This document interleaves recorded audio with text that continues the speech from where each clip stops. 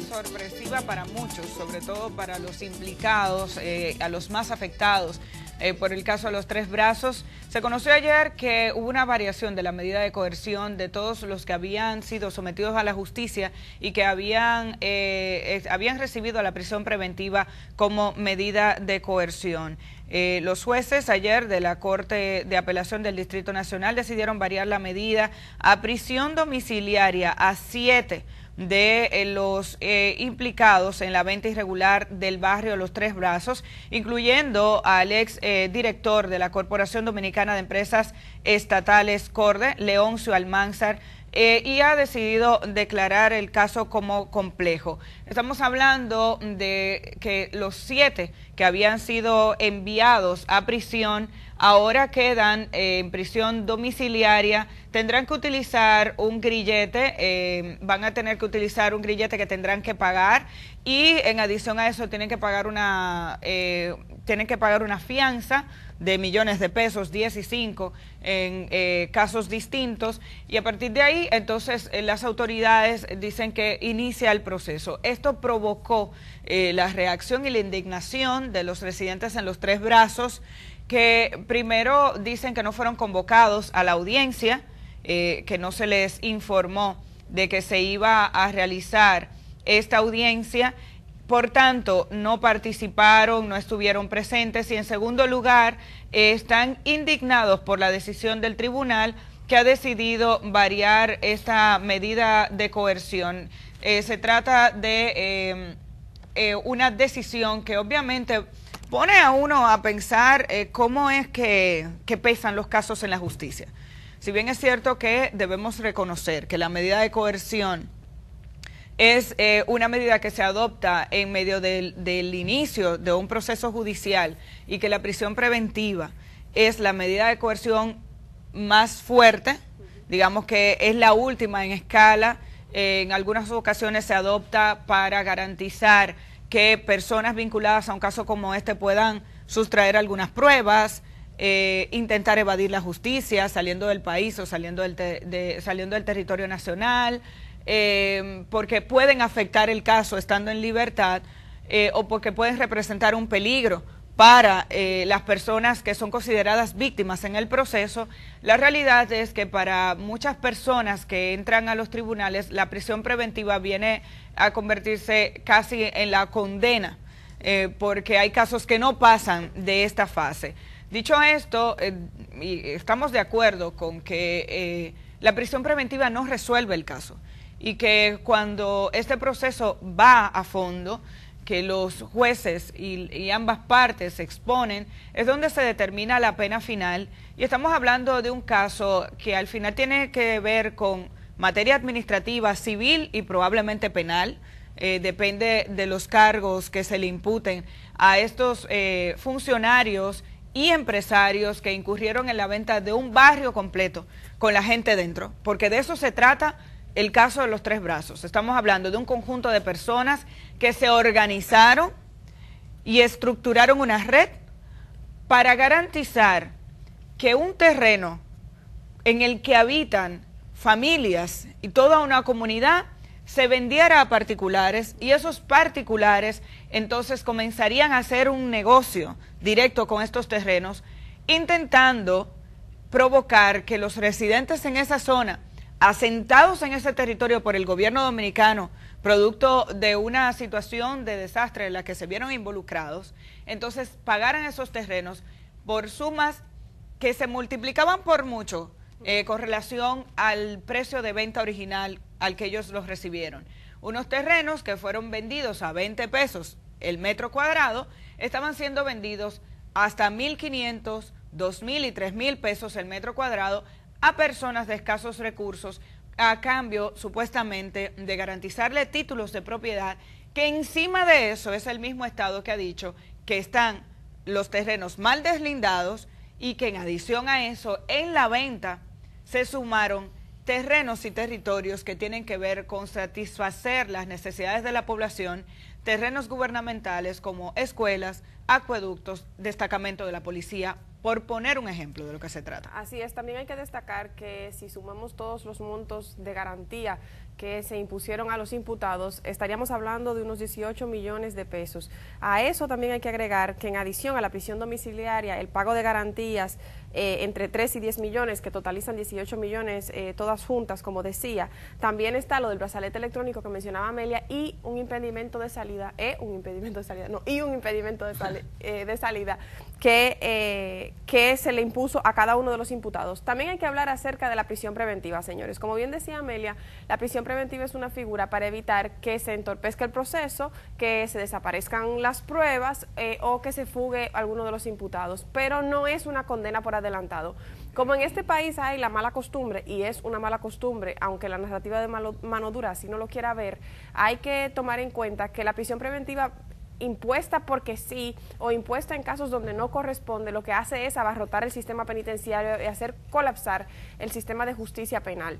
Eso ha resultado en que la República Dominicana tenga una tasa alarmante de internos preventivos en comparación con internos condenados. Lo normal en un sistema que funcione correctamente es que la mayoría de las personas que están recluidas en las cárceles sean personas que guardan prisión precisamente porque se les ha condenado, no porque se está viendo si son culpables o no. Eso debe de ser una medida extraordinaria.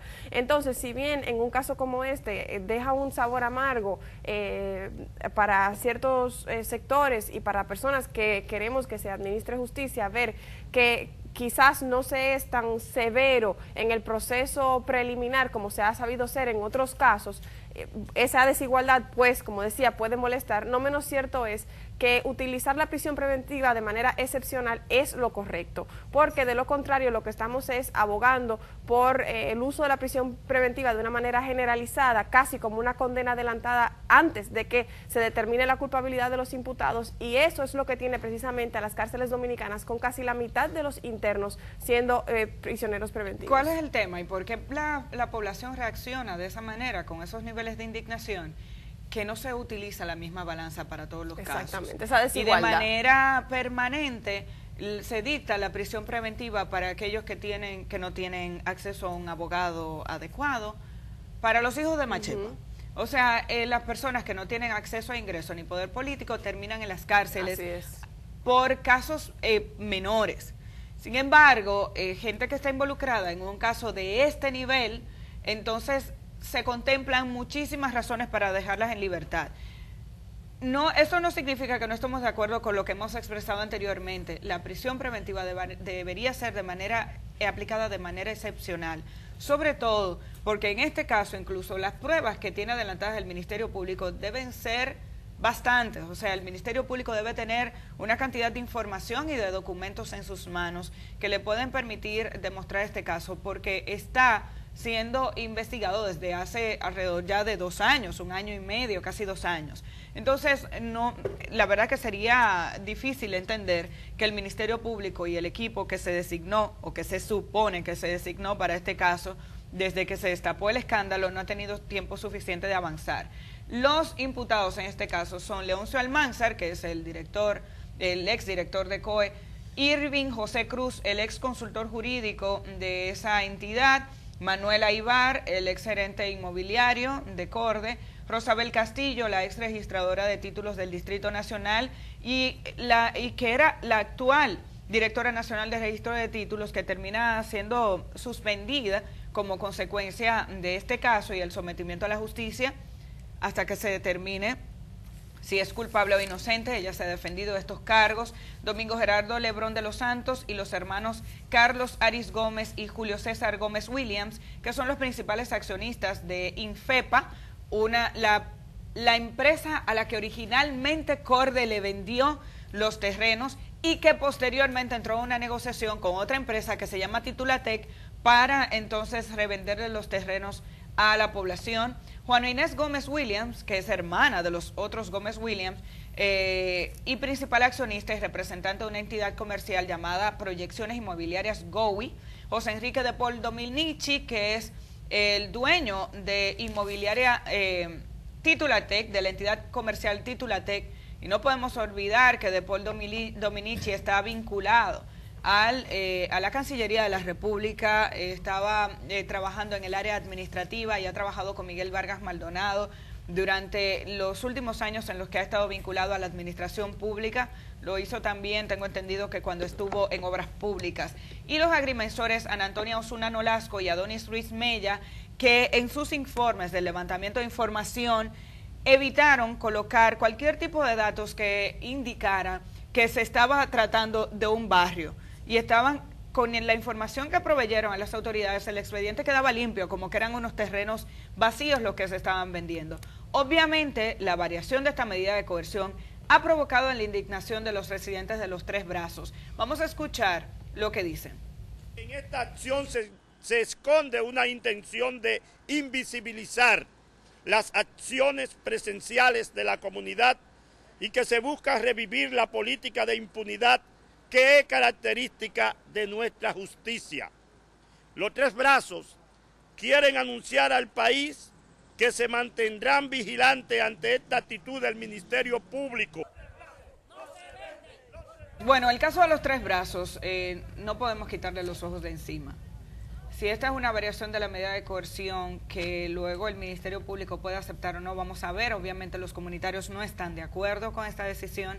Han decidido convertirse en una parte directa de este proceso y estarán vigilantes. Si no hubiera sido, insisto en eso, si los comunitarios de Los Tres Brazos no hubieran hecho sus demandas a tiempo y no hubieran hecho manifestaciones llamando la atención de los medios de comunicación, al día de hoy no nos hubiéramos enterado de que se vendió un barrio con su gente dentro.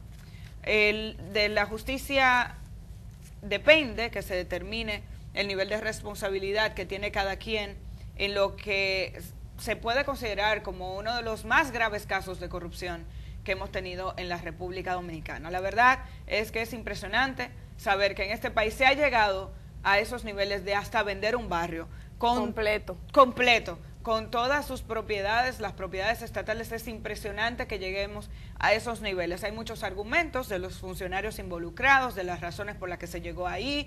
Argumentaban incluso que no estaban los terrenos públicos dentro de las propiedades que se le habían otorgado a Infepa y Titulatec. Que sean los tribunales los que decidan, pero este es un caso del que tenemos que estar pendientes todos los ciudadanos dominicanos.